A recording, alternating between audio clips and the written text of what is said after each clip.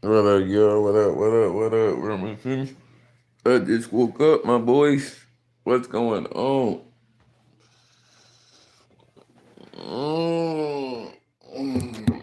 What's going on? What's going on? What's going on? Oh, I gotta go pee.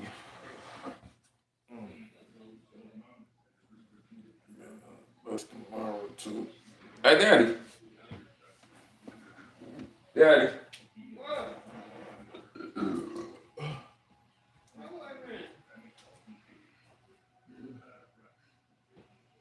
What you doing?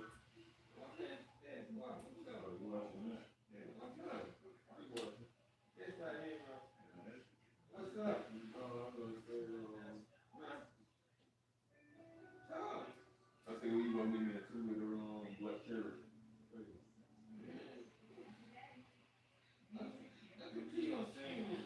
No, see, my money didn't come around.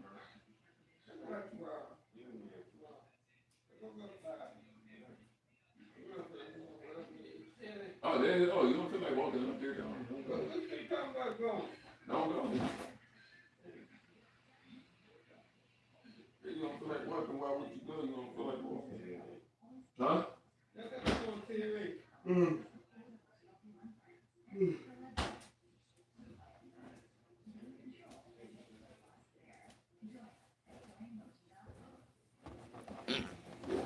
What y'all got up right now today?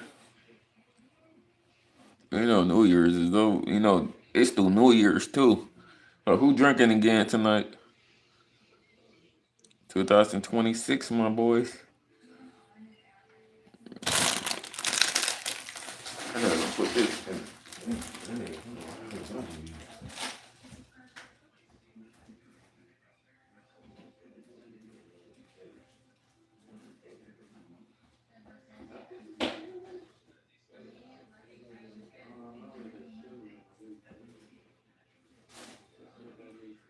Hey, Daddy.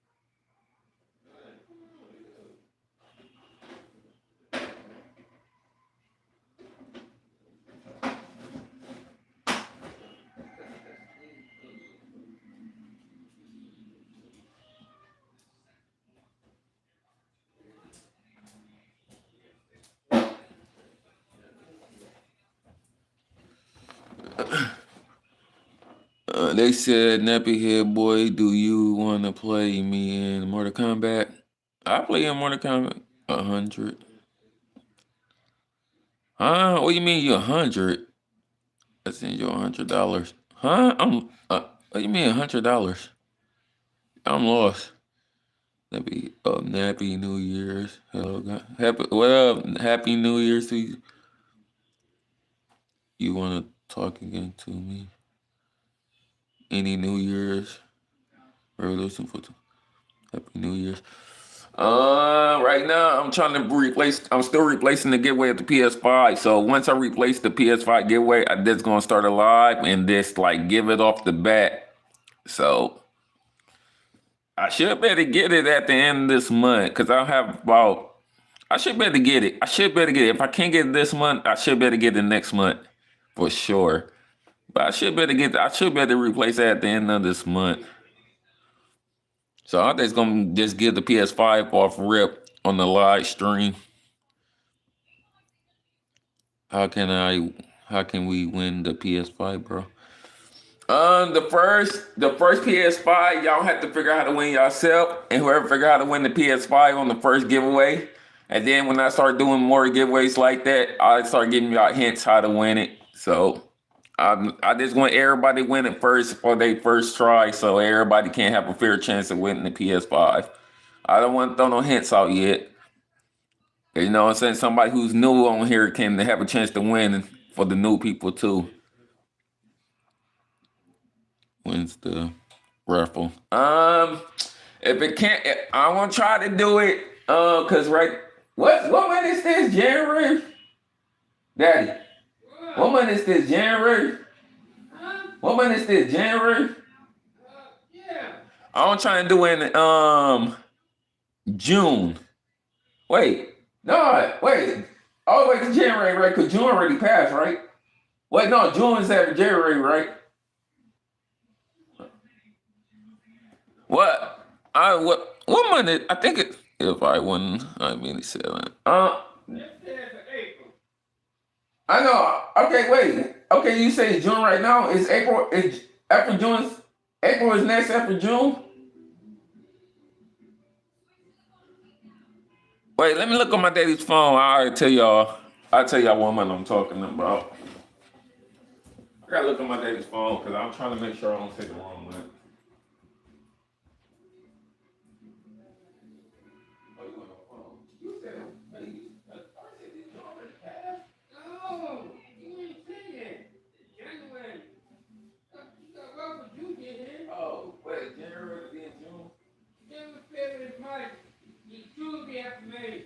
After May. That's what I'm saying. So, January, then what's after January? Oh, okay.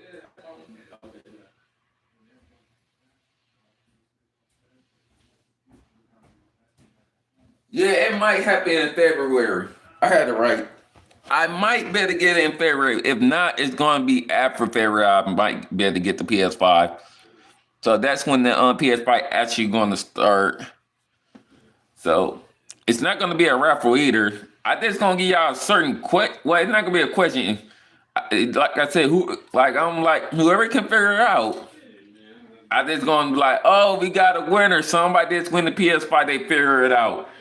So you might figure out you've been watching my content for a long time. You might figure out what I'm talking about. So anybody could get lucky.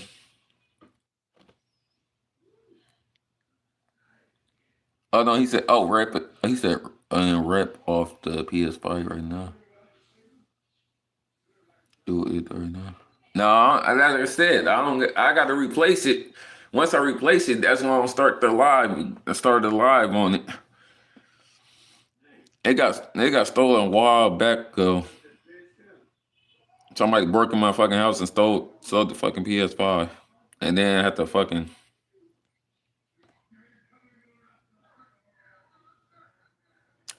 replace it. Motherfuckers around here on the east side steal shit. You know what I'm saying? Like you can't leave your house unlocked like at all.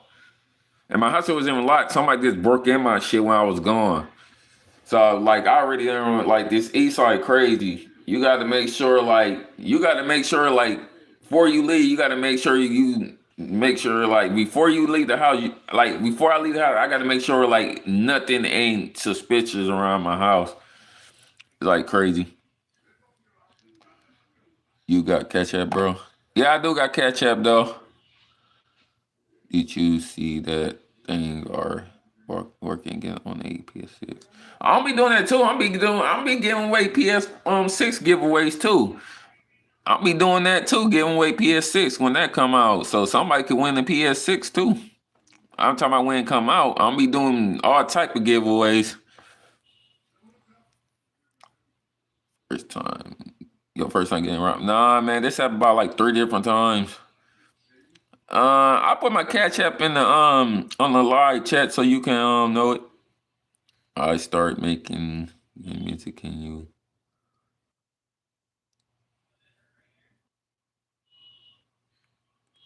I ain't doing that. No, they ain't hitting me out. No, they ain't hitting me with them copyrights. That's why too. I know I'm be doing all type of ways, bro. I'm be like doing all different systems giveaways, bro. Alright, I'm be doing them games giveaway. Now, like I said, the first giveaway that people gonna figure out, but the second and like third giveaways, I'm start giving hints out.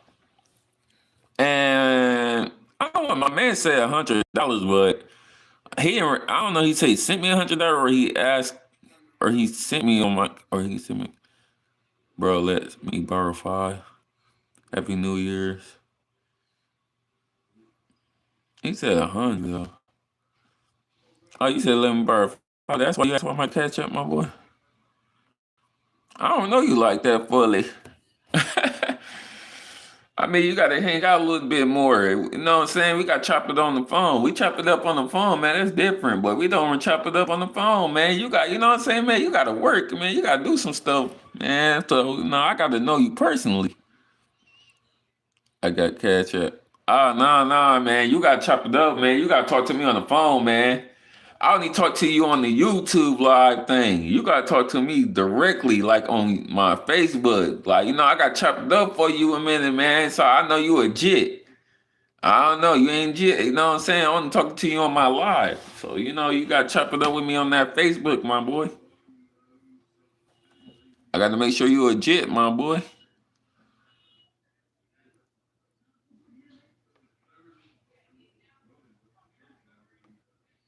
You know what I'm saying, man? Hit me on Facebook, man. We can chop it up, my boy.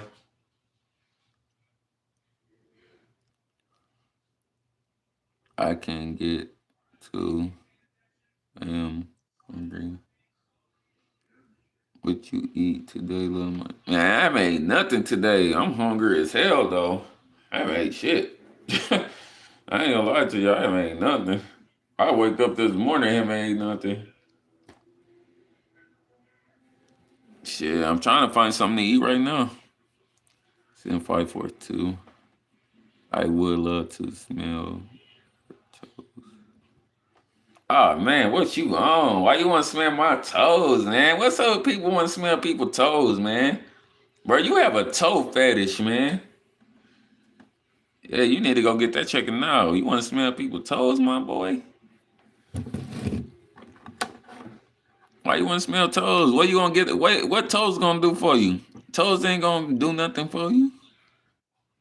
Can you send to? Bro, I just told you. You gotta add me on Facebook, bro. You gotta chop it up with me. You just can't come on somebody live and be like that. Send me $2. Bro, you gotta chop it up with the people for you. Look, when you go on somebody's live, you gotta chop it up with them for a minute, or you gotta talk to them on Facebook, bro. Like that's like me going to like Social Boy and them live, like, oh, throw me $1,500. They gonna be like, bro, we don't want to talk on the phone. I know you legit. Like, you know what I'm saying? Like, you don't, they text, like, bro, we don't want to talk on the phone. Hey, you talk like once with me on the phone? I'm like, you got a point. I have never talked to you on the phone or video chat with you. So that's crazy. You know what I'm saying? Like, bro, you haven't ever had me on Facebook and chop it up with me. You know what I'm saying? Like, for me to order hook you up, I got to at least, like, chop it up with you for like a month or something. Like, oh, okay, I know him. Every time I never like hang out with you person, but I know you that's from phone reaction calls and shit like that. You know what I'm saying, my boy?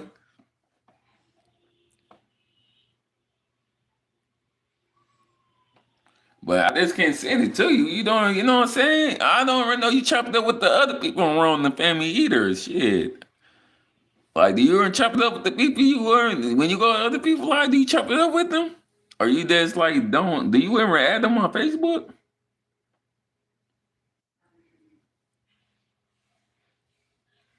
That's crazy though.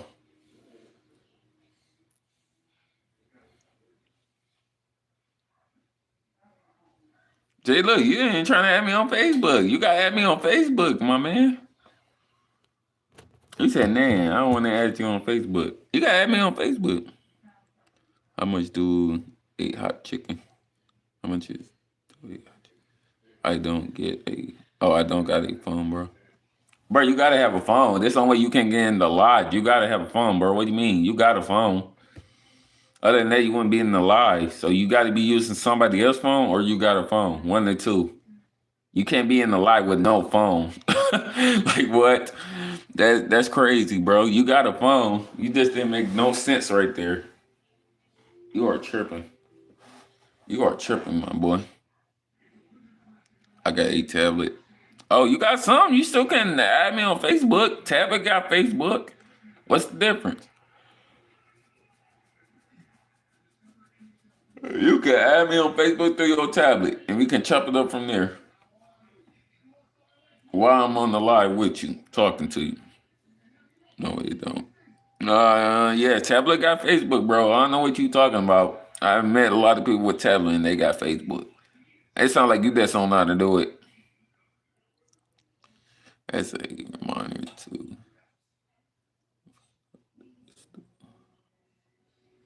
So like, I don't know what you're talking about. They got tablet got Facebook. Any device made gonna have Facebook on it.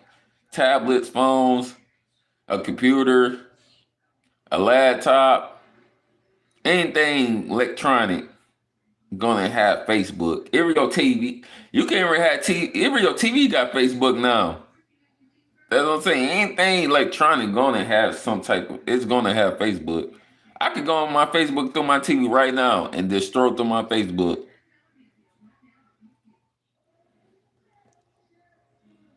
It's your cash app, bro. I'm not telling you my cash app, bro. You just, bro. I won't even tell you my cash app. It's the fact that you just like, I like, bro. That's crazy. It's just the fact that you haven't chopped it up enough.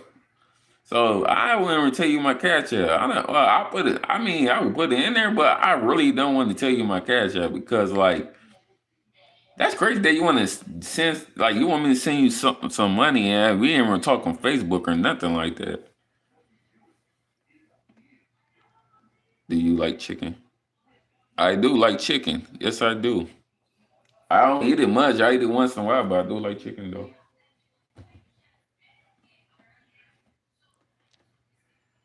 How you looking homeless when you in your house? It's called. I'm not homeless, but it's called regular clothes. What do you mean? It's called regular clothes. So I don't know what you talking about. You playing COD? No, not right now. I ain't playing COD. Right.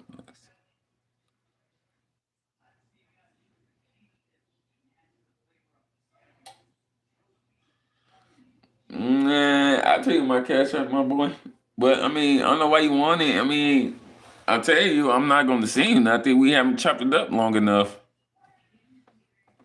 I haven't talked to you, bro. You one of the people I have not talked on Facebook. You got to talk to me on Facebook like a good couple of months, like a month at least. See, like if T asked me, I would send money to the people who actually talk to me on Facebook, who actually been here for a long time as a Nappy Head Boy subscriber. I would send them some money, be like T and them, cause they been like they constantly come to other people's lives and stuff like that.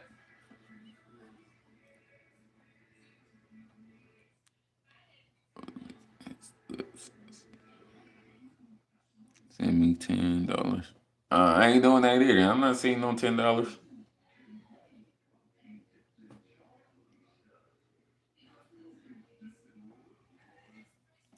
I subscribe. I appreciate that. Thank you for subscribing, my boy. Thank you very much.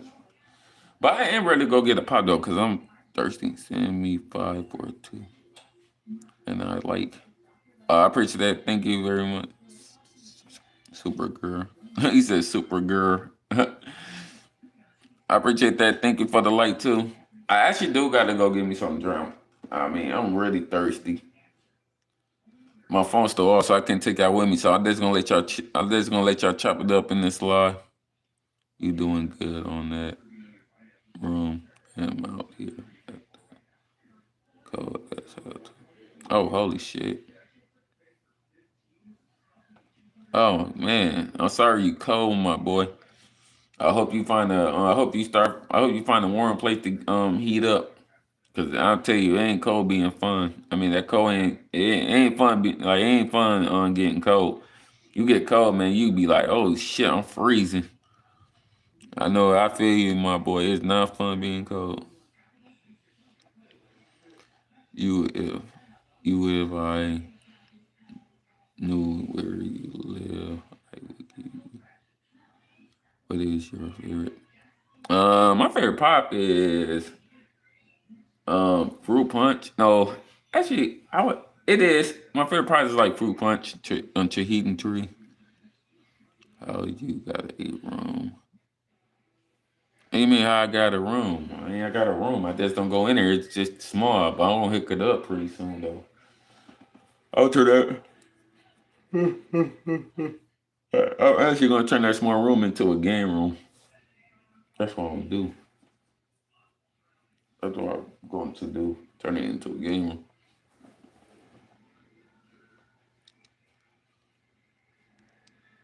You tired? Nah, man. I just start waking up. When I start waking up, man, I do that. I yawn when I just start waking up and shit like that. But I am ready to go get me a pop right quick though, cause I am thirsty. So I'm ready to go get myself a pop. So I'll be right back. Y'all chop it up in the live. I'll be right back. I'm ready to go get myself a pop.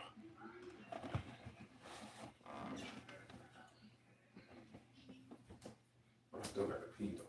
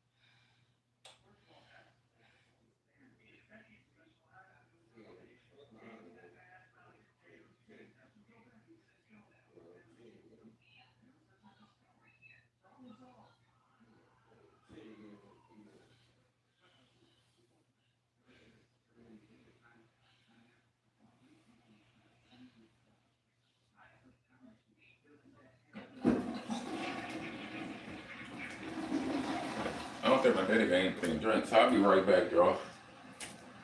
I gotta go get me something to drink.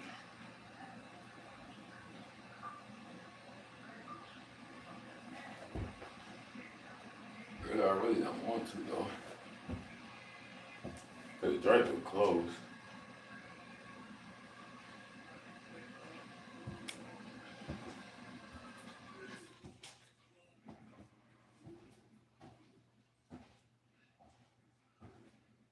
I'll be back. I already go to the gas station.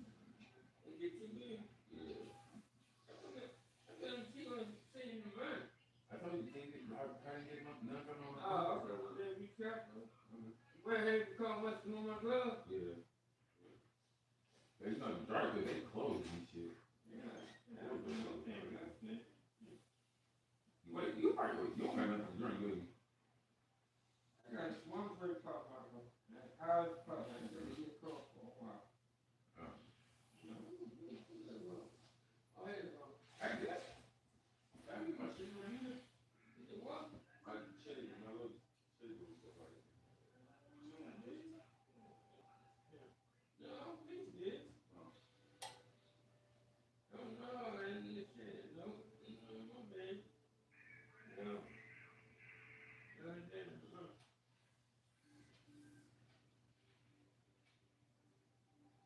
No. My hat. Go on hat. Put it here.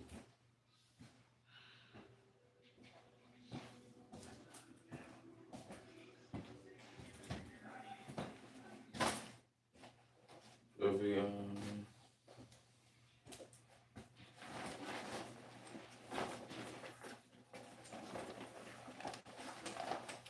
yeah, chop it up, chop it up, chop it up.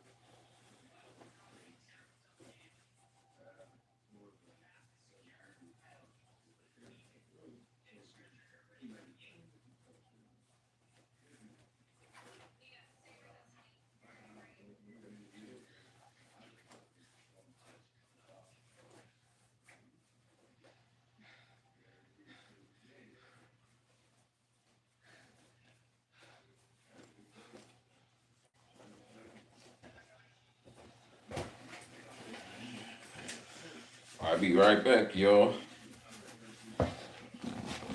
Let me see what y'all said. Where's my money? Bro, bro, shut up. He is not giving you money, you shit. They say you great shit. Do y'all think Unc is? I don't know what you mean. What do you mean by that? You think something? What? I don't know what you mean by that, my boy. What do you mean by that, my boy?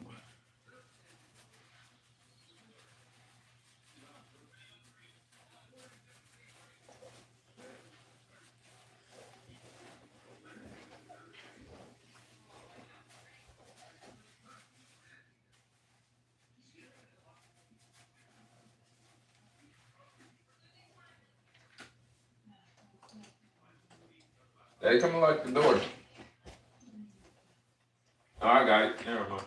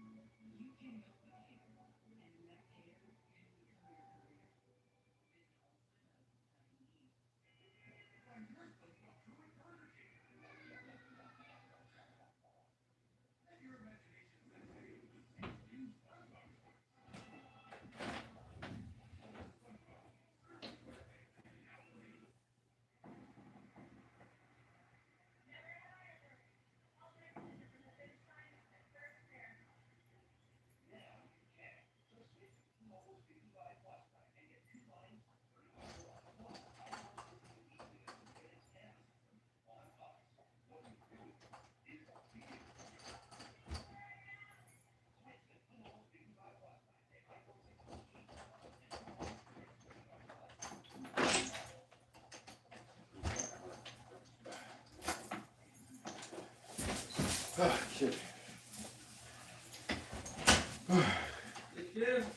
Yes, it's chilly out there. And the dryer was open. Yeah, it was open. I was surprised. Oh my gosh, dog, it's cold. It's fucking cold up there.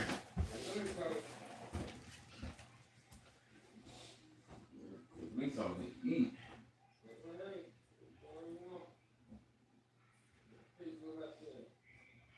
Gosh, cold.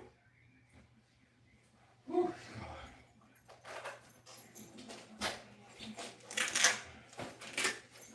Uh, it is cold out there. Ooh, cold out there. Tell you, freezing out there, my boys. Whew.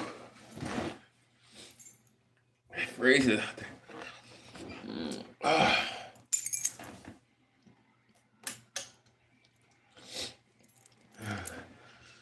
It's showing it's snowing again outside. Hell yeah, it's snowing again outside. It's freaking cold out there too.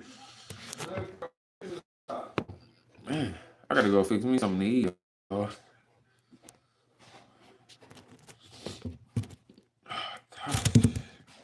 It's freezing out there.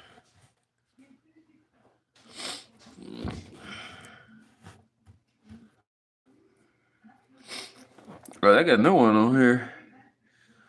You get 267 New Year's. Oh, I got some new ones on here. Oh, okay.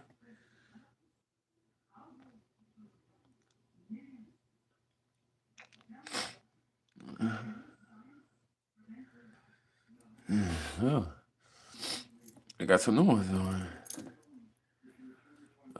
Yeah, right. 54.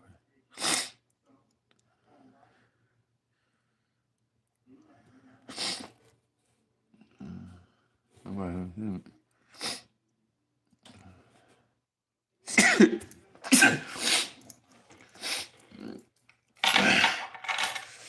Holy crap. It definitely cold out there.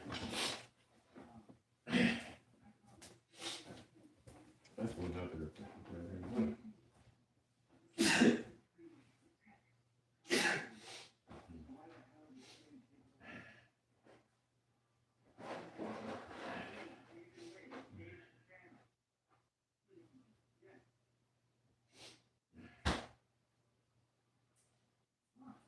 Yeah, you still get some food that's on the 17th? Oh, so yours went back to the 3rd. Uh, oh, yeah. So you can get your food still. Oh, yeah. So you can get yours. You can get yours. You got to go a little bit.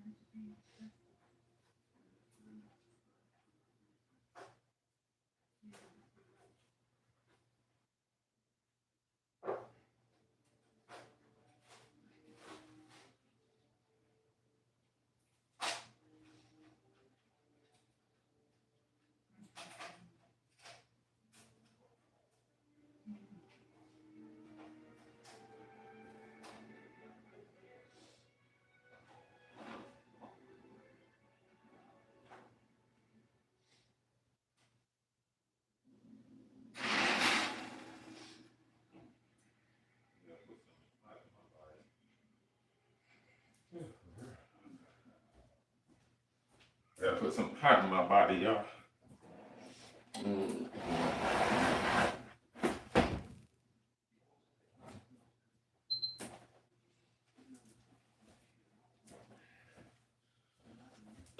See what the actually I should see what my cuts is going. See if my cuts is live right now. Oh, he said he got work. He ain't making this. He knows New Year's right crazy. Michael Scott, PlayStation Plus. I just realized that he at work right Press now. cross to select. Oh, Playlist. 2 of 2. ooh, Guide. it's cold out there, y'all, for real. Man, I just got out that cold. Oh, what the hell?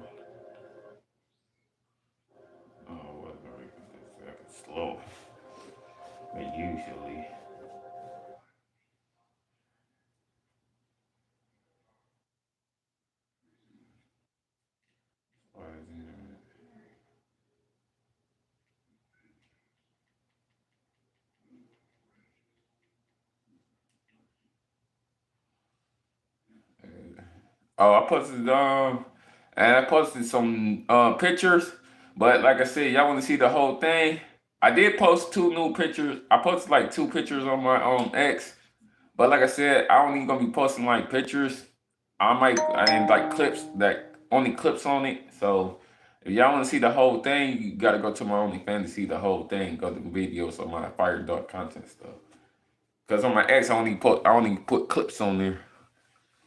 But like I said, I'll be on it once in a while. So the only thing will be going there is like clips. That's about it. So, but I got I got two new posters on my X. When you think work, you think.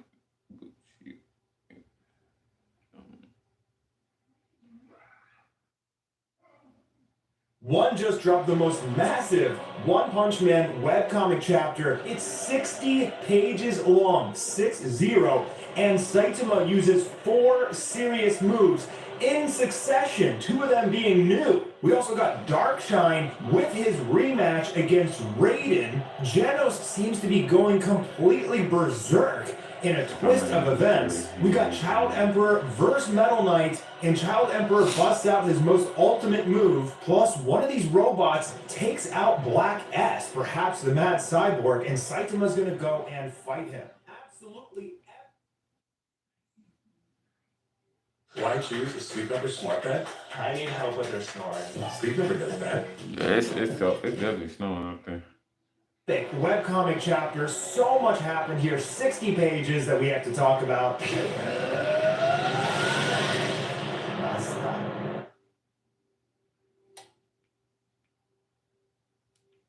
Absolutely epic webcomic chapter, so much happened here, 60 pages that we have to talk about.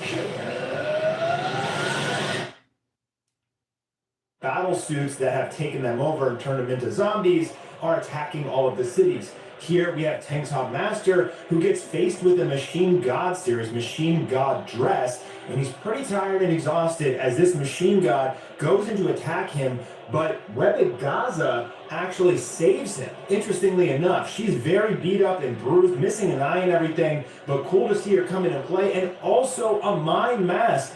Full-blown monster form just rips off the Machine God's head, and it seems like they're working together, which is pretty cool here. And my mask saying that he's going to head over to Neo Tower, and now we're going to switch over to Darkshine, who's also just decimating everything. So I'm so happy about this. They finally brought Darkshine back.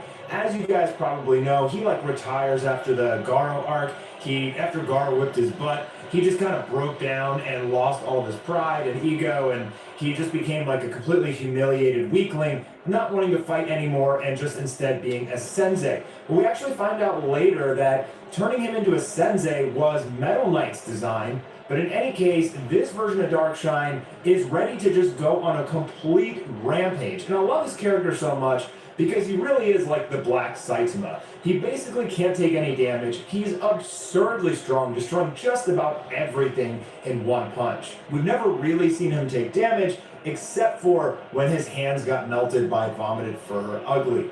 So as he's going through decimating everything, he bumps into Puri Puri Prisoner, who is completely screwed up at this point. He is fighting Raiden and his minions. All of his little prisoner boys have been taken out, but Darkshine comes in at the last second to kind of save him. He's like, you can rest now. And Darkshine is going to take on Raiden and his crew.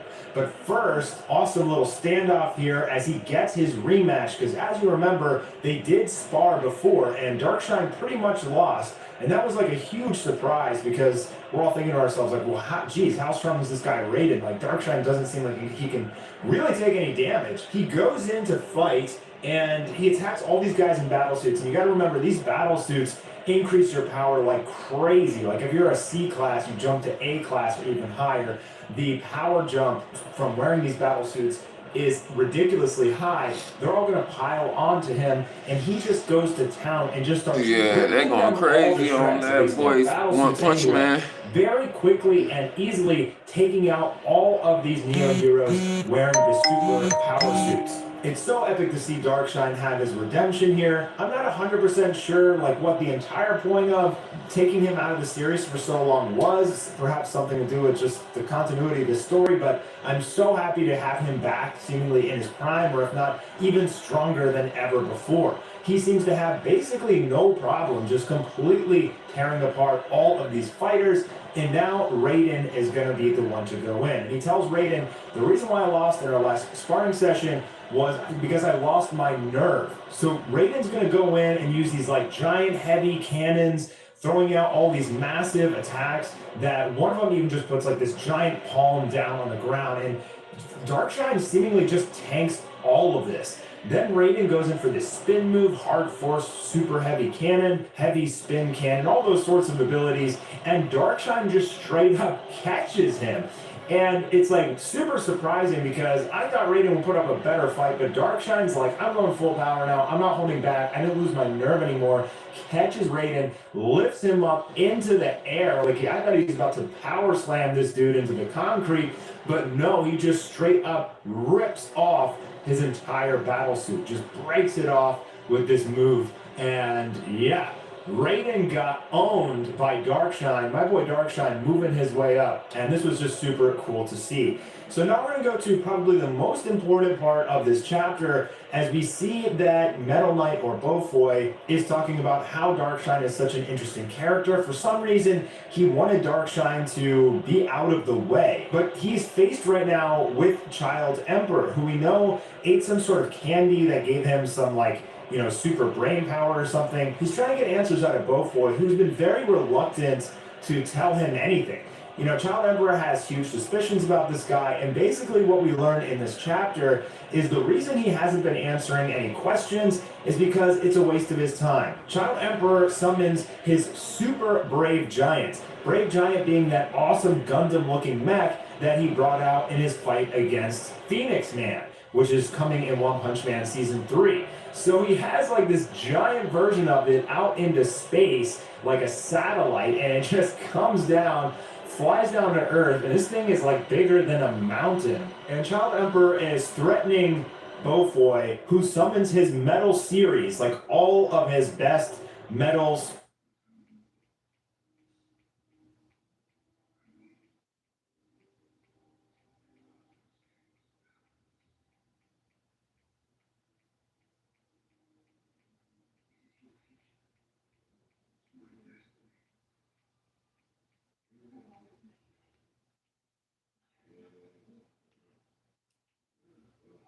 Flying. Ensure your small business with expert guidance, online or mobile. Yeah, it's cold out there, that's for sure. Body wash drying you out. You know it. Try it. Super speed is just like kill, and taking out everything. So now we're going to go over to Suiko, who is trying to protect the Hero Association as it is getting invaded by millions of robots, and Saitama shows up. And he is going to use four serious moves in succession. Serious side hops, we've seen that one a bunch of times, but it's still cool here. He just kind of replicates himself a bunch. You see all these machine bodies just flying everywhere, and then he does serious spins. So I believe that's a new one. I guess he just spins around like a tornado, and it, you know, there's a bunch of lightweight enemies around, they just get flung around everywhere. I'm assuming Saitama could easily do that. And then the second serious table flip. So this was really pleasant to see. He brought serious table flip back. This is only the second time he's ever used it in the series. And then he finishes it off with serious whack-a-mole. So my goodness, he just went completely crazy on this army of robots.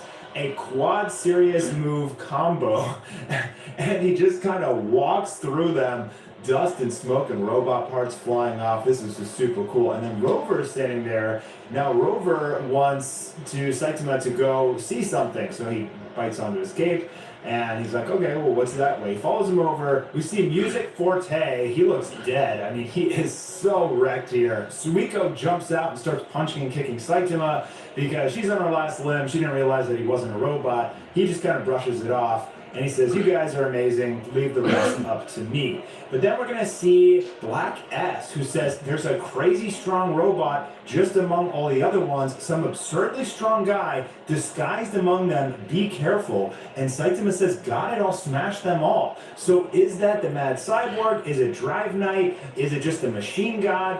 Whatever it is, it needs Black S, who is one of the strongest characters in the series. So he's got to be really, really strong. And I kind of don't feel like Saitama will just take out the Mad Cyborg here. So I'm very curious to know who this super strong guy is. But now we're going to jump back over to Beaufoy and Child Emperor, and we see Genos. And Genos has just pierced through Beaufoy and has the laser powered up to blow his head off. And this is after Beaufoy just said, "I haven't cyberized, I'm still human." And Genos just straight up killed him. So is Genos after his brain? Is he just being played by Drive Knight? What is going on here with Genos? Did he overreact? Is he gonna become evil? Like maybe get some final upgrade with the AI and become super powerful, and then Saitama would have to fight Genos? I don't think so. I hope not. I feel more so like Genos just let his emotions get the best of him, and he went in for the kill without like even thinking about it or listening to Child Emperor or asking questions to Beaufoy, which is against his nature. You know, it's kind of interesting that like he didn't even stop to ask any questions. He just straight up pierced through Beaufoy, and he's just like, "I'll eliminate you." Doesn't even want to know anything. Doesn't need any answers to any questions. I'm just gonna eliminate you. So man, what a chapter! So many twists and turns here. It's not looking good for Genos, but it also looks like Saitama may be having some big fight kind of coming up. So I can't wait to see the next chapter, but I think we're almost done here with this Mad Cyborg arc. It's been dragged on a really long time, so I'm kind of happy it's going to be done. I want to see the next arc get going with God and everything, and I want to know if we're going to jump into that after this. But it was nice of one to release this chapter while we're on this big hiatus. So much to talk about here. Let me know what you guys think in the comments.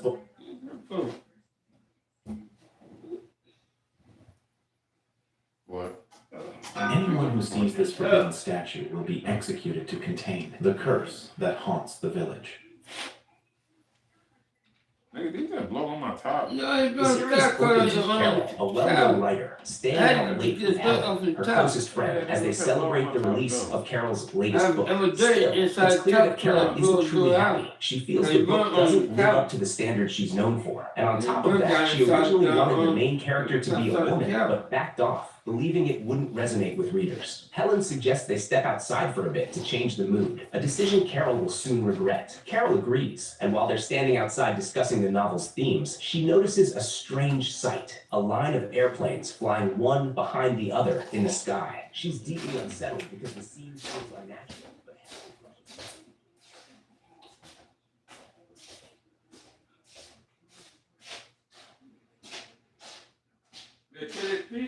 I know, turn it off. If you guys broke up, Turn the stove off. what would you do? I'll go back to my ex. What? I said I'll get back with my ex. And why? Because I love her. Bro, why do you want to be with me? Why do you want to waste my time? Upcoming horror, you know. The strongest in another world. Kingdom Hearts for news. Kingdom Hearts for news. Technically, in 2025, we did get Kingdom Hearts 4 news. Right, we did get some Kingdom Hearts 4 While news. some of the screenshots were nice and showed promising aspects about the game, like a playable Mickey and our first look at new Quadranum enemies, considering it only came to us as a result of another game's cancellation, it's hard to be really happy about screenshots. Not to even mention the fact that it's been almost 4 years since the game was announced. Oh, bruh. So, these past couple years, I've been decently optimistic when it comes to Kingdom Hearts news. And I'd be lying if I said I had that same optimism going into this game. Frankly, it has most Kingdom Hearts games.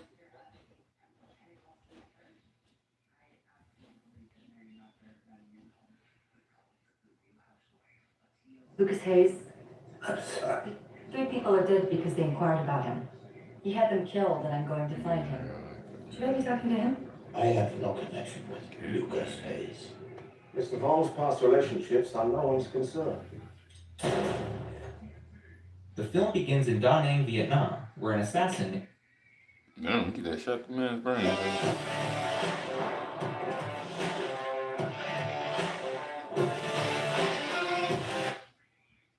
Moody moves through a bustling crowd searching for something. Then he enters a house. Inside, he discovers a room filled with a dead body. As he cautiously inspects the area, he grabs the money and puts it in a bag, but then he hears a noise nearby and stops.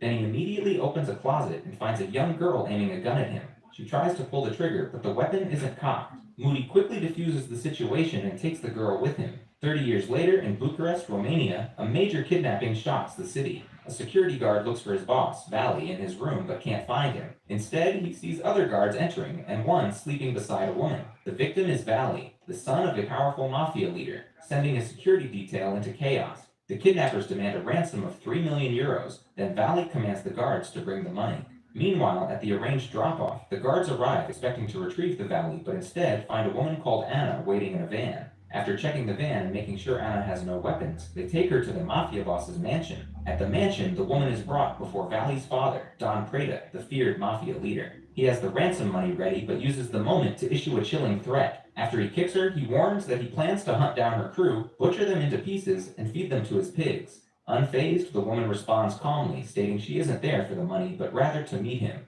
Meanwhile, she takes him and his men down quickly and without trouble. As she walks out of the mansion without rushing, the last few guards are shot down by Moody, who is waiting with a sniper from a distance.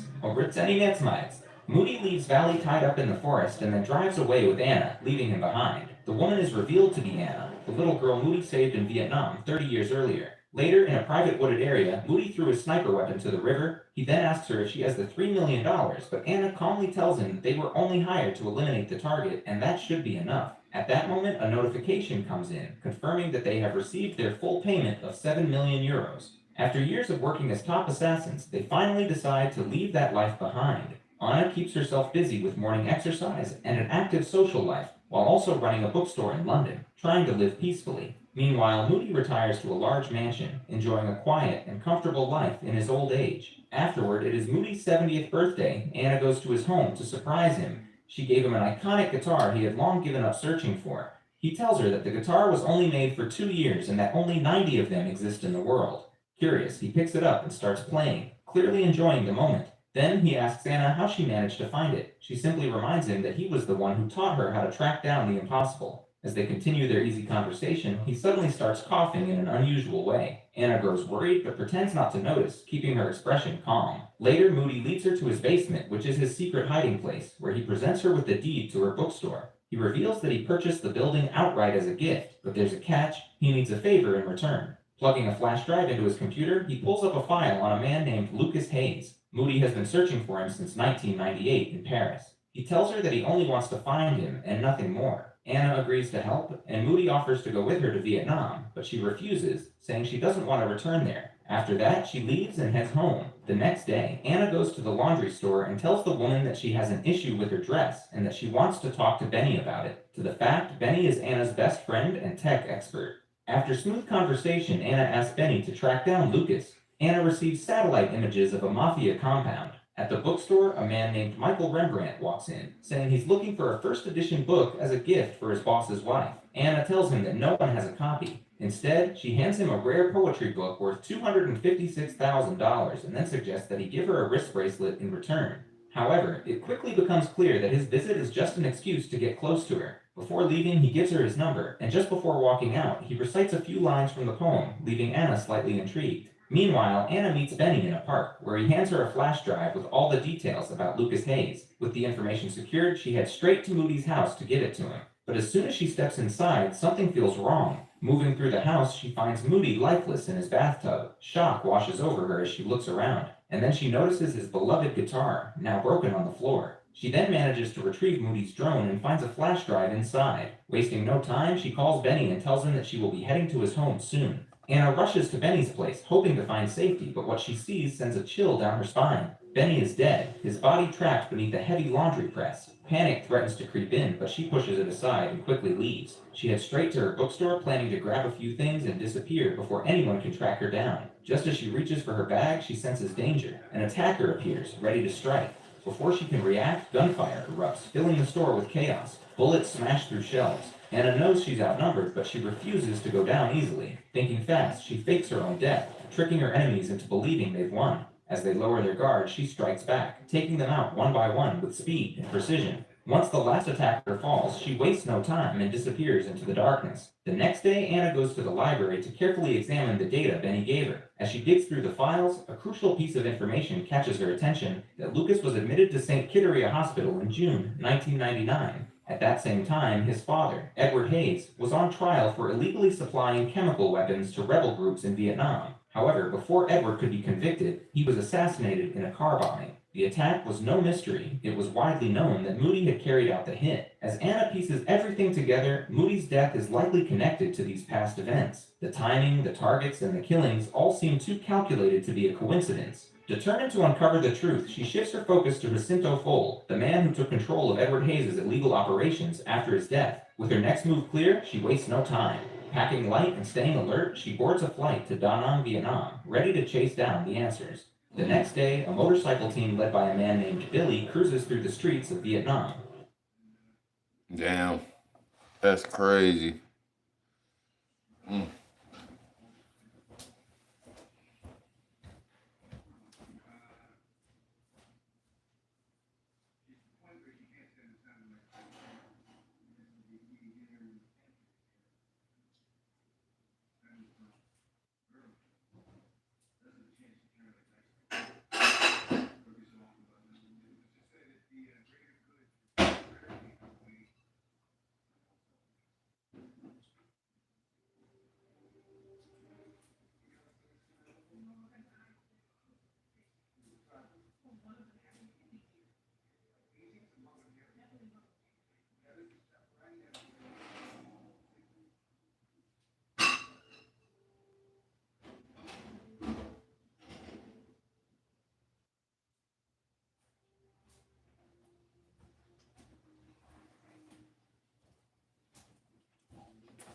Oh. All right. Let's do it from home.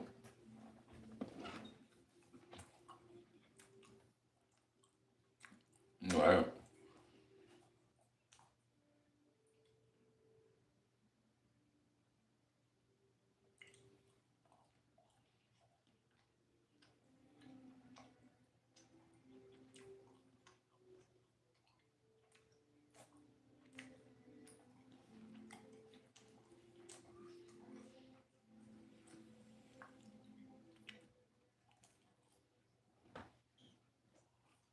The ride is abruptly interrupted when a lone motorcyclist cuts through their formation from the opposite direction. Annoyed, they speed up to confront the reckless rider, only to realize it's Anna, an old friend of Billy's.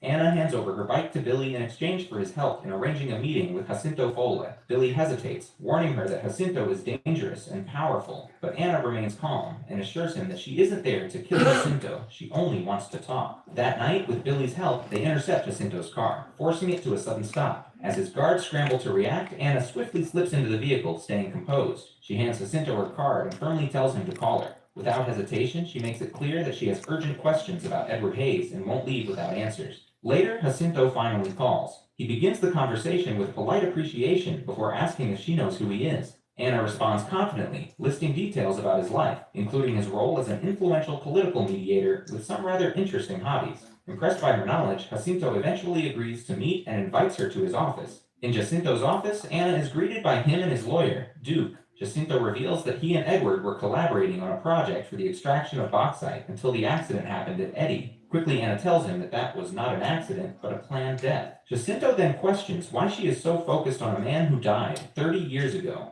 Anna calmly clarifies that her interest isn't in Edward, but in his son, Lucas Hayes. The moment she mentions Lucas, the entire mood shifts. Without hesitation, Duque steps forward, pulls out a gun, and shoots Jacinto in the head. The guards react instantly, ready to intervene, but Duque raises a hand, signaling them to stand down. As Jacinto's body slumps lifelessly, Duke turns his cold gaze toward Anna and demands to know who she really is, and asks her why she is so interested in Lucas Hayes. But in response, Anna launches an attack, overpowering Duke and taking him hostage to force her way out. Anna climbs onto the roof, trying to escape as Duke and his men open fire. Bullets hit the rooftop, but she moves quickly, staying low to avoid getting shot. Using the darkness and the layout of the building to her advantage, she manages to outrun them. Determined to get away, Anna makes it to the street, but before she can react, a speeding car crashes into her, sending her falling to the ground. Disoriented and unable to resist, she is captured and locked away in a hidden prison. Duke interrogates her relentlessly, demanding answers about her motives. He demands to know why Moody was searching for Edward Hayes' son, but Anna remains silent.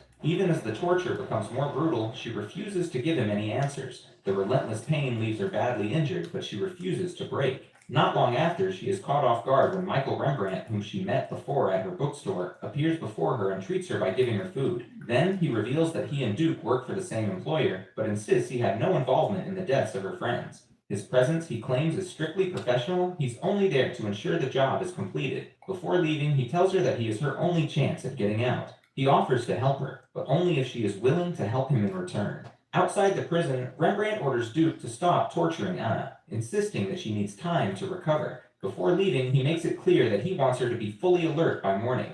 As soon as Rembrandt is out of sight, Duke disregards his orders and sends 3 men into the cell to finish Anna off. Despite her severe injuries, Anna refuses to give up. With sharp reflexes and deadly precision, she takes down all of her attackers, turning the fight in her favor. Wasting no time, she pushes through the pain and makes a daring escape from the prison. When Rembrandt returns and sees the aftermath, he surveys the bodies and makes a cold prediction that Anna won't just run away. Once her wounds heal, she'll come back, and when she does, she'll hunt them down. Accepting this reality, he turns to Duke and admits that Anna was the only real fight they ever had. With that, he leaves the prison, knowing the battle isn't over. On the other side of the city, Anna takes shelter at Billy's place. Exhausted and wounded, she finally opens up about her past, sharing how Moody rescued her as a child and became the only family she ever knew. He raised her, trained her, and shaped her into who she is today. That deep bond, built over years of trust and loyalty, fuels her determination.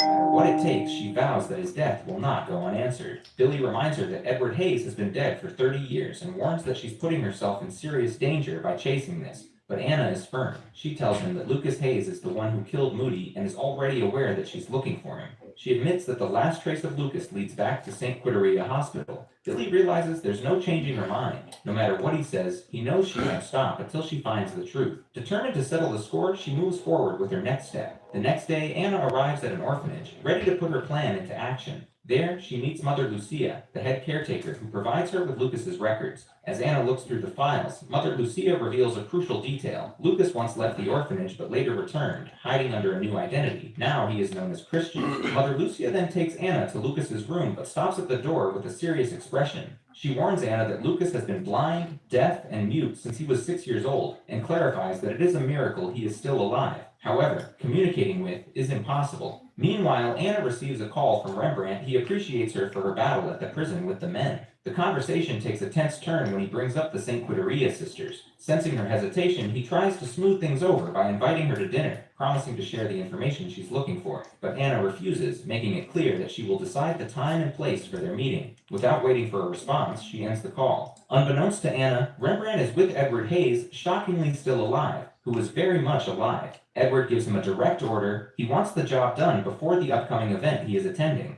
He warns Rembrandt that failure is not an option, making it clear that he does not want to be embarrassed before the ceremony. Later at the restaurant, Anna doesn't waste any time. As soon as she sits down, she discreetly presses a gun against Rembrandt under the table, her voice steady and cold. She demands answers, wanting to know the truth about her friend's murder and how it connects to a job done long ago. But Rembrandt remains calm, unfazed by the gun pressed against him. He warns her that this isn't the right place for an attack, surrounded by a crowd. Any sudden move would leave her trapped with no way out. He suggests she reconsider, but Anna doesn't waver. She makes it clear that she never intended to kill him, at least not yet. Realizing he can't talk her down, Rembrandt subtly shifts his posture and reveals his own weapon, aimed directly at her in return. The standoff between them grows tense, each waiting for the other to make the next move.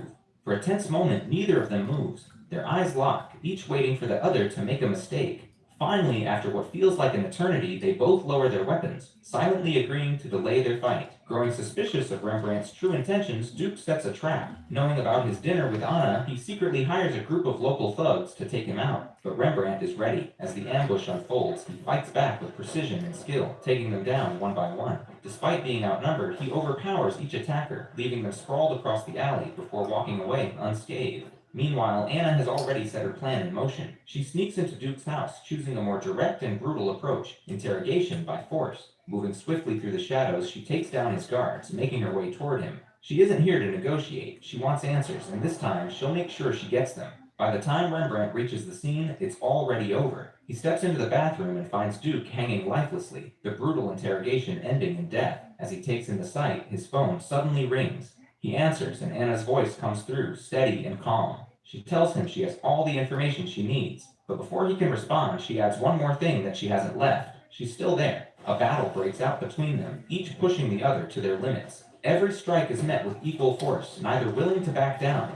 But as the fight drags on, the tension between them shifts, charged with something beyond mere hostility. The aggression turns into something else. The next, the fight takes an unexpected turn, one that leads them to continue their struggle in bed. As Anna steps out of Duke's house, her mind still sharp from the night's events, a sudden gunshot shatters the silence. Pain explodes through her body as she stumbles, her vision blurring. One of Duke's men, bloody but determined, has taken his shot. She falls to the ground, her breath hitching as darkness begins to close in around her. Before the assassin can finish the job, a man intervenes, who is moody. Shocked and overwhelmed, Anna stares in disbelief before instinctively rushing into his arms. As he carefully tends to her wound, he finally reveals the truth that he had staged his own death at his house. Using quick thinking, he shot his attacker in the face to make identification impossible, then left his own coat behind to sell the illusion. It was the only way to escape unnoticed and continue his mission without being hunted. Later, Anna and Moody go to Billy for help. He provides them with detailed information on how to reach their destination, giving them the best possible route. However, his tone remains cautious, even doubtful. He warns them about the panic room, making it clear that getting inside won't be easy. Despite his concerns, Anna and Moody remain determined to move forward. Meanwhile, Rembrandt meets with his true employer, Edward Hayes. Sensing that the situation is slipping out of control, Edward grows uneasy. He knows that with Moody still alive and Anna closing in, his own survival is now at risk. Without hesitation, he orders Rembrandt to increase security, ensuring that every detail is covered. With a high-profile event approaching, filled with powerful and influential guests, he cannot afford any mistakes. This leaves Rembrandt in a difficult position. His growing feelings for Anna create an internal struggle, yet despite his doubts, his orders remain the same, protecting Edward at all costs. During the event, as Edward stands before the crowd delivering his speech, Anna slips into the venue disguised as a waiter. Moving unnoticed through the elegant gathering, she closes in on her target, ready to strike. But just as she prepares to take her shot, Rembrandt steps in, blocking her path. In an instant, the room erupts into chaos. Security reacts immediately, guns drawn, sending guests into a distraction. With no choice but to retreat, Anna makes a break for it, weaving through the panicked crowd. Rembrandt doesn't hesitate. He takes off after her, determined to stop her before she escapes into the night. Meanwhile, Edward escapes to his hidden safe house, thinking he is finally out of danger. He watches the security monitors, feeling a sense of relief as he sees everything under control. But just as he starts to relax, something makes him freeze. Moody is standing right there, alive. Edward's breath catches as fear sets in. He was never really safe. Moody reveals the truth that decades ago, Edward secretly paid him to fake his own death and escape prison. It was all planned, allowing Edward to disappear while the world believed he was gone. But now, things have come full circle. Looking Edward in the eye, Moody speaks with cold finality. Edward had once hired him to end his life, and now he is there to finish the job. Elsewhere, Rembrandt catches up to Anna, blocking her escape. His voice is sharp as he demands to know why she didn't take the shot when she had the chance. But Anna remains calm, her expression unreadable. She meets his gaze and she explains that that was not her plan. As it turns out, Moody had always planned to finish what he started, but this time he came prepared for something far more permanent. Inside Edward's hideout, he has carefully rigged the entire place with explosives, ensuring there is no escape. Accepting the weight of his past sins, Moody knows there is only one way to truly end it. He is ready to take Edward down with him, believing that in death he might finally find redemption. After the explosion, Rembrandt's phone is notified with a message. It's from Anna. The text is short and direct. She wants him to meet her at her place. Without hesitation, he heads out, unsure of what awaits him, but knowing this isn't over yet. Meanwhile, a wounded Anna arrives at the home of her childhood, a place filled with memories she can never escape. As she steps inside, the air feels heavy, almost unchanged by time. The past rushes back, the night when everything was taken from her. She sees it all again, as if it were happening right in front of her. The screams, the gunfire, the blood staining the floors. The rebels had shown no mercy, slaughtering her entire family before her eyes. She had survived, but the scars remained buried deep within her. And now, standing in the very place where it all began, she knows this is where everything must finally come to an end. But little Anna had refused to die. In the chaos, she grabbed a fallen gun, her small hands shaking but steady. She fired at the rebels, taking them down one by one until the room was silent. The air was thick with smoke and blood, the bodies of her family and their killers lying around her. And then, in the middle of the wreckage, Moody found her, alone, covered in blood, but still standing. Back in the present, Anna takes a deep breath, steadying herself as the sound of footsteps grows closer. She knows who it is before he even steps inside. Rembrandt has arrived. As he enters, she meets his gaze, the weight of everything she has been through etched across her face. There is no fight left in her, only exhaustion and a quiet resolve. She tells him the truth that she's finished. No more killing, no more endless battles, no more chasing the past. Revenge no longer matters. All she wants now is peace. But there's one problem. Anna knows she will never have peace as long as Rembrandt is still alive. Standing face to face, they both raise their guns, knowing that only one of them will walk away. At the end, the front door slowly opens and someone steps out into the night. It's Anna. And that is how it ended. Make sure to like and subscribe for more videos like this. Thanks for watching. Damn. Hey everyone, let me tell you about the They got exciting smoke. game at BetMGM Casino. It's time to They play. got smoke.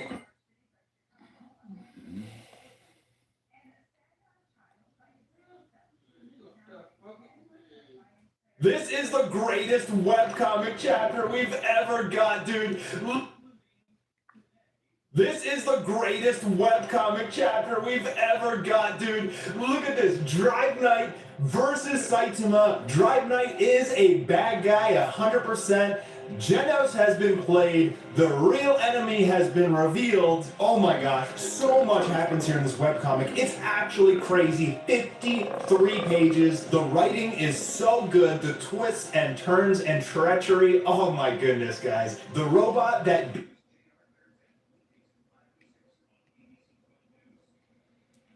It doesn't. This was such an amazing chapter. So to wrap up,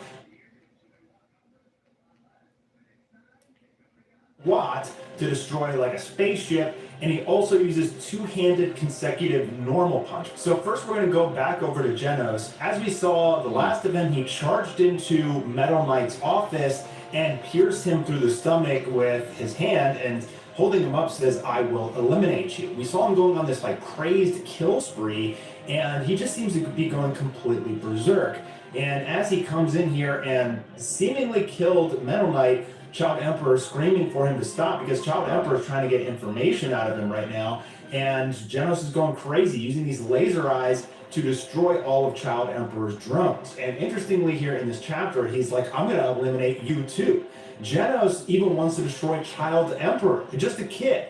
So to show you kind of the state that Genos is in, he has pretty much lost his humanity at this point, but he's gonna have a conversation with these two after he gets punched in the face here by Beaufoy, who seems to have healed up, and he kind of grew this like giant arm.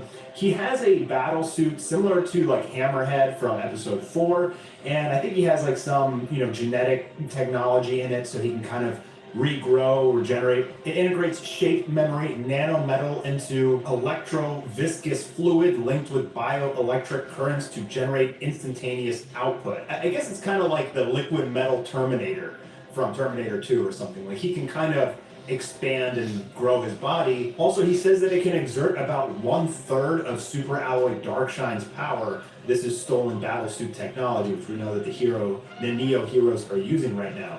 But its killing power is too high, so he refrained from using it. But now most of his body is a mechanized cyborg. Some of his artificial organs and joints were damaged, but it's not fatal. So in this way, countermeasures for attacks that occur when Metal Series isn't on hand are naturally already in place. Of course, I've already placed particular emphasis on reinforcing my skull, so don't think that you can kill me so easily.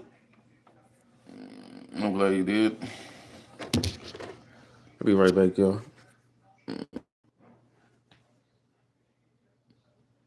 Yeah, I have to text my girl. I know that goes.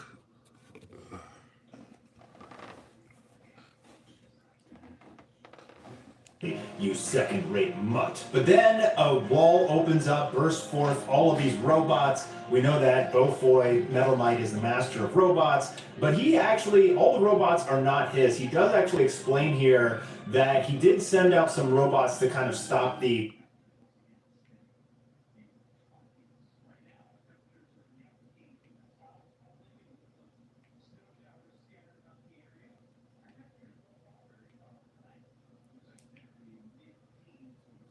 his blades. He's gonna attack Saitama, but he's not really able to do much. So Saitama's still trying to figure out where he knows Dragon Knight from. Meanwhile, his blades were all just picked apart by Saitama, and he's like, hey, I'm kind of busy right now. He uses tactical transformation Bishop, and he grows into like a giant, dude. Look at this. It's just cool. Like this really makes me feel like Saitama versus Garo when he was transforming and turning into a giant and stuff. It's kind of a similar battlefield as well. I just totally got like deja vu, but it's, you know, it's way later in the story. It's just super cool to me. Everybody's like yelling at Saitama to run away. Even Black S, he's like, this guy's crazy strong, like he even beat me. But I guess even Black S doesn't know how strong Saitama is, as Drive Knight wraps his hands around Saitama and tries to start crushing him. But Saitama just blasts it all apart, and the whole transformation is gone. Drive Knight doing like a backflip and landing back in his base form, and he says, I didn't want to reveal this so early, but there's no holding back. A perfect form achieved by incorporating the secret biological data of King,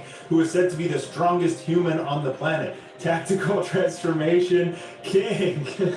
So he takes King's like DNA and uses, I don't know like even what the technology is, some sort of like combination of biological like DNA combined with AI to bring out your maximum potential or something like that. But King doesn't have any power, so it actually powers him down. It drains all of his power. Like, it's so hilarious. I was not expecting this at all. Like, you'd expect the first major attack to come out, especially after he's like, man, I've been saving this, but I'm gonna have to use it. I'm like, ooh, what is it? What is it? He turns into King and just like falls over, plops down on the ground. Just such hilarious writing. He says that there's some sort of malfunction based on his data. It must have been wrong or something like that. But he says that your strength exceed expectations. He starts eyeballing Saitama. Saitama says, if you're done with your little transformation game, then tell me where the robot hideout is, and I'll head over there. And interestingly, Drive Knight says here, my mission is to take down the Hero Association. That mission is absolute. Like, he's devoted to Dr. Kuseno until the end. Now, interestingly, there was a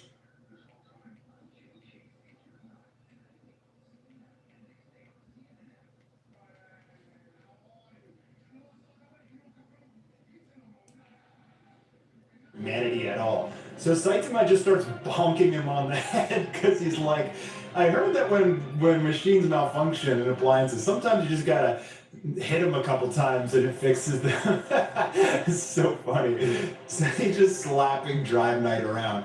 Drive Knight's not having it. He turns into Tactical Transformation Chariot and then Gold. And then we get this cool shot here from One, the artist of the webcomic, and he's doing a little hollow purple right here from Gojo, bro. I saw this and I was like, dang. Saitama just flicks him away with a single finger. He lands into the robots and he's like, dang, well, I guess I'll have to use my final hidden piece. This is an abnormal form born from your data and combat observations. I'll be destroyed, but you won't get away unscathed. Limiter removed. Tactical transformation, Saitama. Bro, I'm like...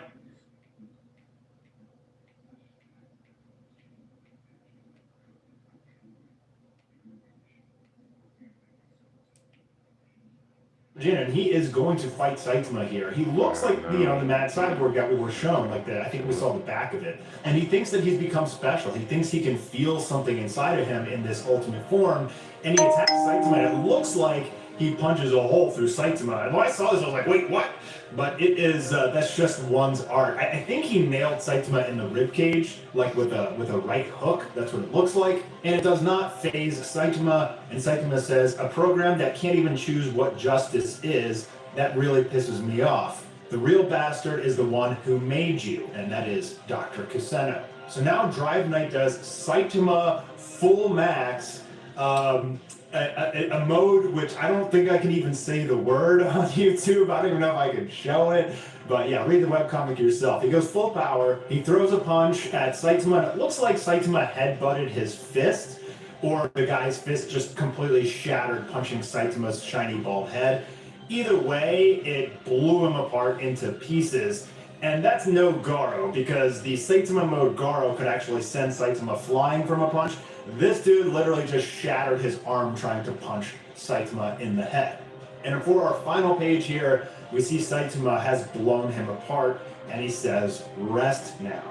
So lots of things can happen in the next chapter. Genos is on his way. He may see that Saitama took out Drive Knight and get pissed, and we could see Genos actually try to kill Saitama, like actually want to hurt him, but he's going haywire right now. He has conflicts in his programming and stuff. There's also a possibility that Drive Knight could regenerate somehow, and he also said that I will die here, but you won't be unfazed. So he may have done something to Saitama. You can see like where he punched Saitama, like some cloth is hanging off. Maybe he poisoned him or did something to Saitama to weaken him, but I don't think anything should work. But we'll have to see, man. What a chapter. My goodness.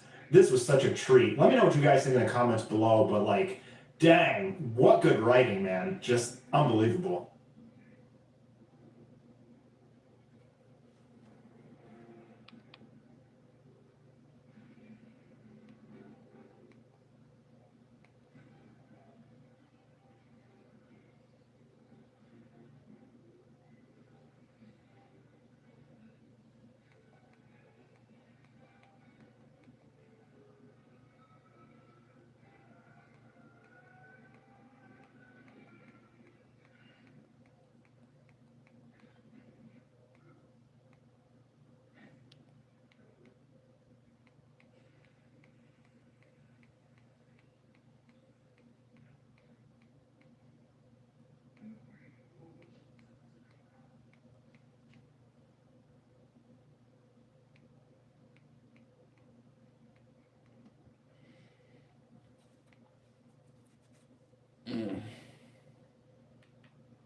That's crazy. I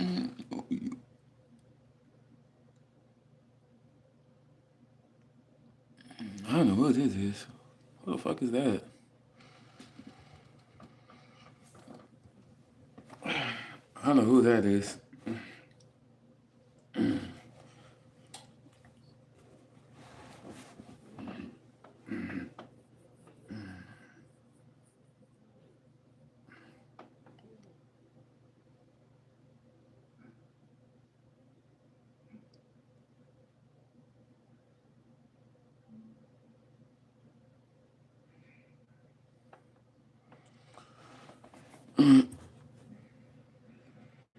I'm 12. What do you mean you 12? Oh, is that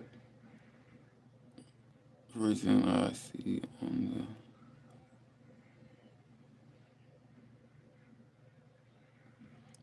the... Is that liquor firearm? Liquor firearm. I don't know what you mean by that. I don't got no liquor firearm. I don't know what you mean by that.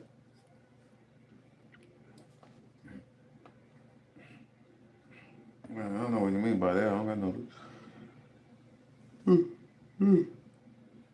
What do you mean by that?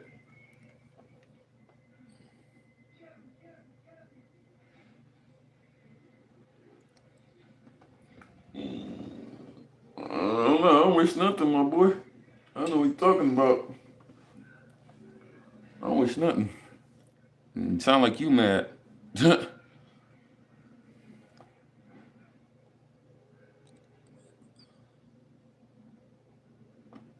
That joke lame as hell.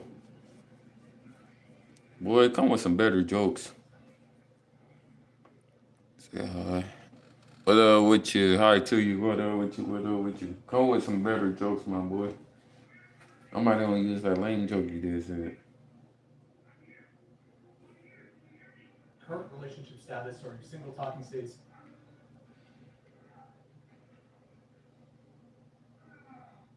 This girl's name is Rose, a fashion designer.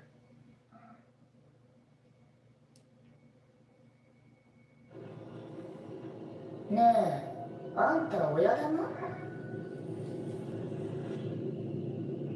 鮮烈な竜巻、超自然能力の申し子よ。怪人協会の参謀にして、怪人を中心と。つまり何？あんたが親玉ってことでいいのね？死ね。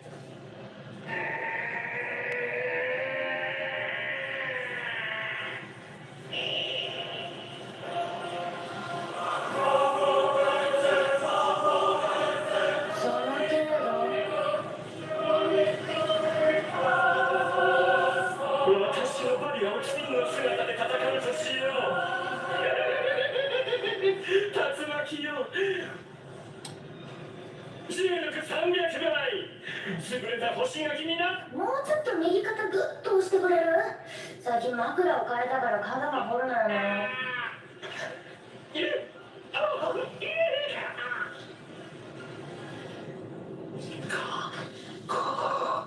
痛みも感じないただの肉人形が何を言ってんのよ。お待ち様、助けてください。冷凍は私だが、我々のボスは怪人王オル。何も来ないじゃない。なぜだ。手に来る余裕がないんじゃないの？ヒーローの誰かと睨み合ってる最中。落ち着いて話し合ってみないかなあ。どこに行ったんだ。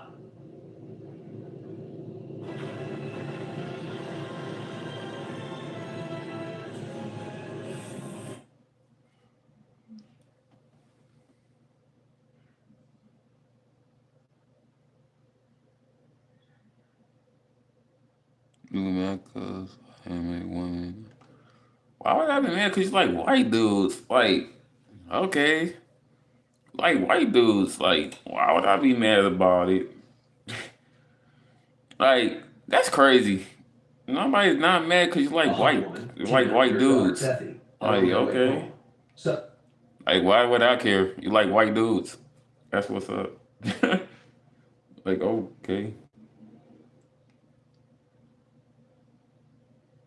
Like, you got some girls like black mans. You mad about that?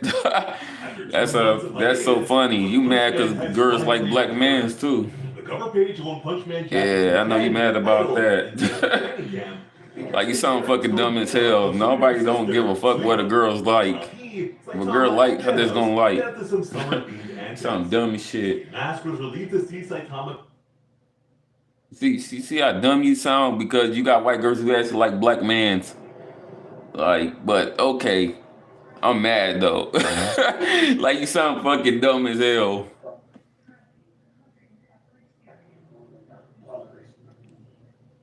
What up, man? You got this dumb ass woman saying some dumb shit. Like, you got white girls who like black mans. White girls marry black men. Like, you sound dumb as fuck. Why would I be mad? I wouldn't give a fuck if a white woman didn't mess with a black man. Why would I give a fuck get mad about it? Because in my head, white girls like messing with black mans, low key. Like, what the fuck you talking about? You sound dumb as shit. Like, do you know white girls like black mans mostly because we have the most fucking standard giving girls pleasure? Like, you sound dumb as shit. Like, man, look at your statistic compared to a black man and a white girl talk about what they rather be with instead. They rather be with any race besides their own race most of the time. You sound dumb as shit. Like, you sound dumb. Do your fucking study and the statistics on races. Like, on different race. You sound so fucking dumb. Oh man, you funny as hell. I'm just gonna laugh at you. Cause you dumb as hell. Nobody don't care about Meet Me. I have seen white girls mess with black men on Meet Me. Even though they racist, they still be mad. They still want a black man low key on Meet Me. So I seen a couple of black men with some racist girls on Meet Me, and they probably hit them low key. So you still sound dumb. Like, you sound dumb any way it goes. Like, you sound dumb as shit. Happy New Year. It's like, you just saying dumb shit. You make yourself look In bad. an isolated coal mining town called Coalwood, West Virginia, everybody works in the mines for a living. You sound dumb as hell. You sound dumb as hell. You sound dumb as hell. You sound so dumb. You sound so dumb. Sound so dumb. Where did you get your education from? Seriously? You got some dumbass education. That's where you got it from. Some dumbass education.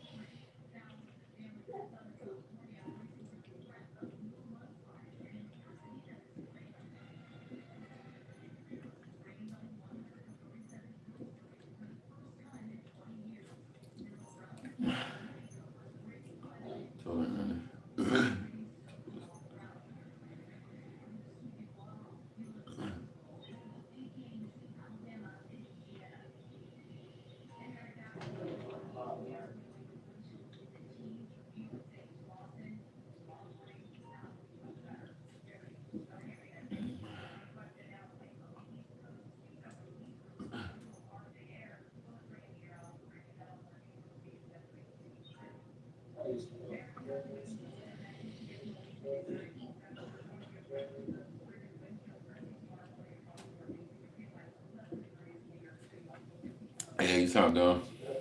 You sound very dumb. You sound very dumb. It's okay. You sound dumb, but I understand you didn't get the best education. You didn't get the best education. I feel you. You know, you dumb. You sound dumb because it's been a couple times that I was supposed to go to a party and it was white girls messing with black dudes, low key, even though they was racist. So you still sound dumb. Like, you are a very dumb person. You are very dumb. Very dumb. Boy, you need to get some education. This why, see people, this why you go to school and don't be so dumb like this person right here. This person is very dumb and ignorant. Baseball bats. They plan to break inside. That's why you go to school and learn your stuff. You already gotta have a high brain of a high Q. Let's go to school and learn some shit, cause this person is this fucking dumb and this clueless and ignorant. Like, this is a prime example of a dumb ass person who don't have no knowledge at all that's talking. This person is very freaking retarded.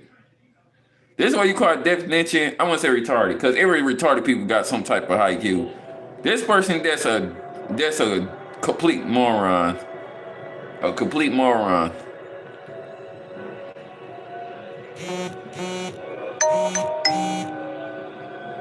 This person that's a complete moron.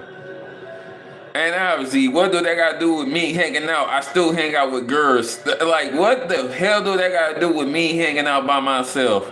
like, cause I don't show the girls on here, it doesn't mean I don't hang out with girls. You sound like a complete moron still. Like, I don't have to show everything what I do.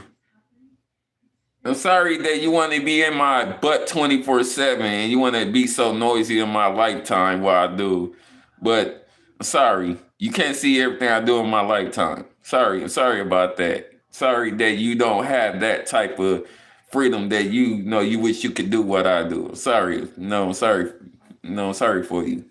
It ain't my fault that your parents didn't give you nothing to do in your life and you don't know.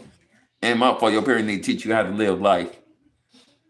You know what I'm saying? It's not my fault your parents didn't teach you that everybody don't want their business out 24/7. Sorry that your parents didn't teach you that.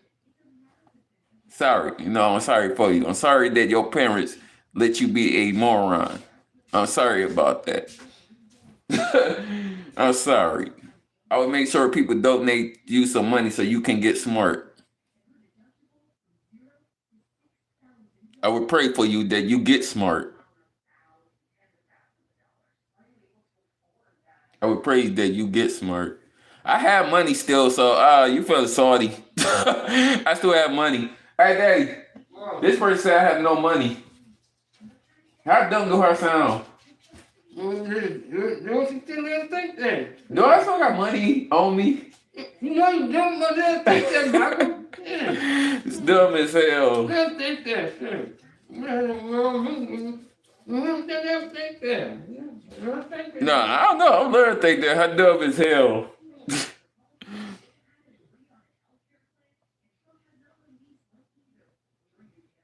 Like dumb as hell.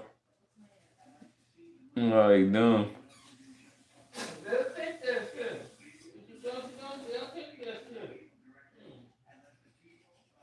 Dumb as hell. What now? Hell yeah, you right. Yeah, women try to use me. I don't really get used by women. You so dumb as hell, but okay.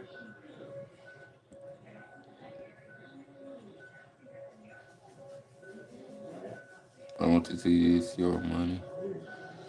Man. You sound dumb as hell. Okay, moron, you sound like dumb, but okay, moron.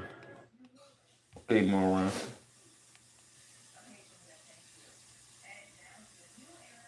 You know, moron. Okay, moron. You know, moron, you can say whatever you want. Okay, moron. Okay. Okay. Well, I got to show my money to you. I got to show my money to you. Call of Duty, Cold War. Oh, he playing Sony. Oh, hell no. I mean, Sony ain't bad, but that Sony shit do get boring.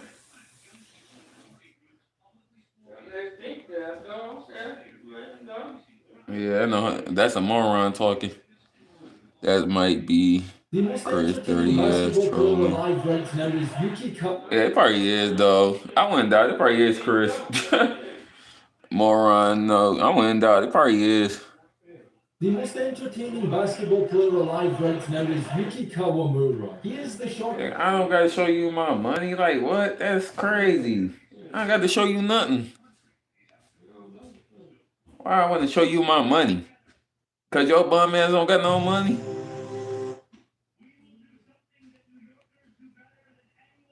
And my fault you don't got no money.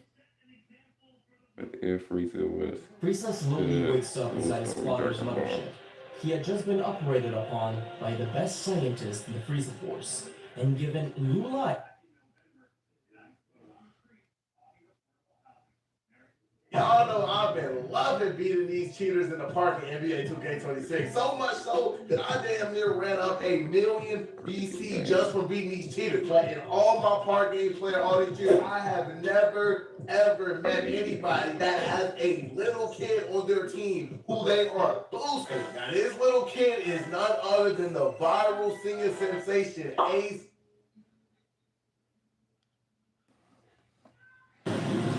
What up? From the Hit versus Show. Oh, what's up, my boy? What's going on? You having a good day? I'm glad you have a good day, my boy. It survived. Look at him, still carrying that busted bag. Maybe it matches his face. Careful, don't trip, hero.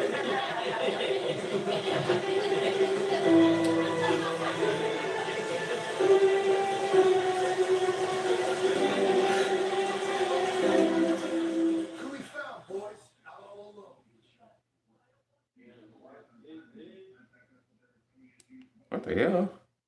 They showing Saturn boy as a boy. Well, dang, I mean, this a fan-made thing. A fan made this for sure.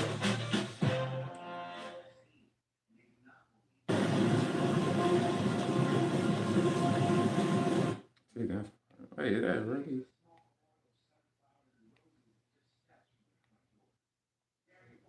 Oh.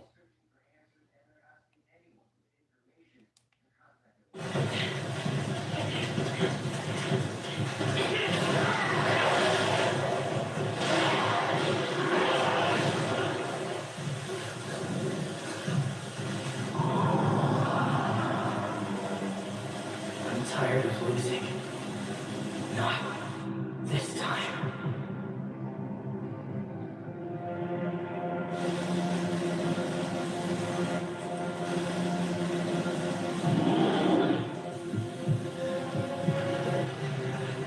It hurts.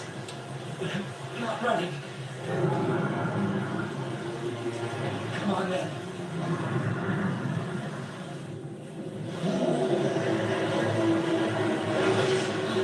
I won't let you.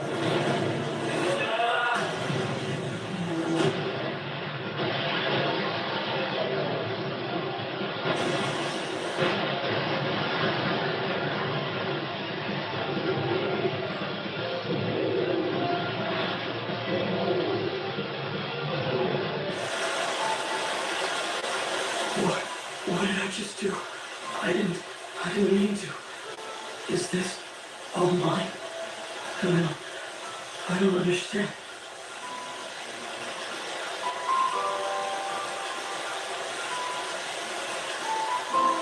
What up, dude?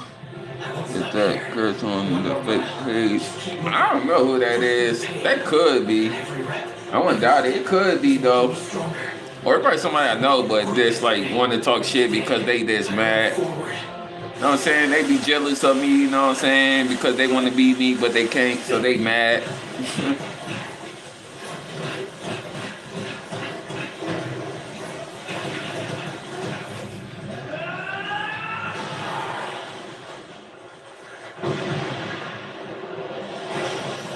It could be. Never know.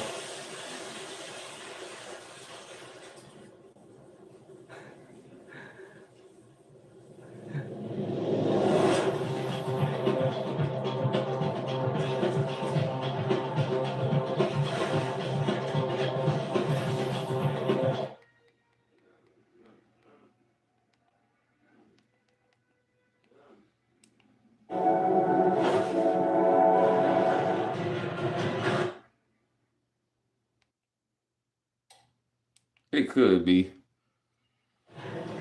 You were drunk as fuck last night. Oh yeah, I was. I was drunk as shit. Hell yeah, man. That liquor, man. I was buzzed off that liquor. Yep, you got it correct. I look better than my cousin. NBA 2K26. So much so that I damn near ran up a million BC just from beating these cheaters. But in all my park games playing all these cheaters, I have never ever met anybody that has a little kid on their team who they are boosting. Now this little kid is none other than the viral singing sensation Ace Slam. If you haven't heard of him, I'll show you a couple clips right now. Keep going. What? No, okay, keep going.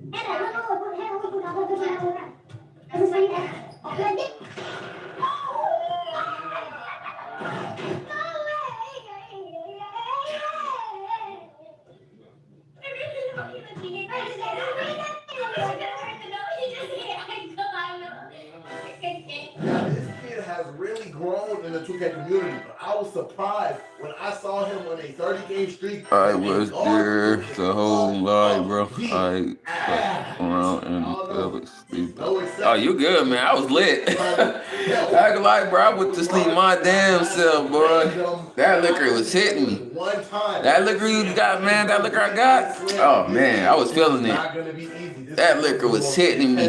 For real. You don't gotta tell me, man. That liquor got me. That liquor had me gone.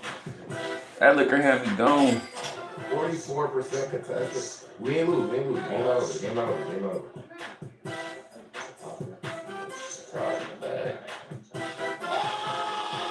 Crazy game,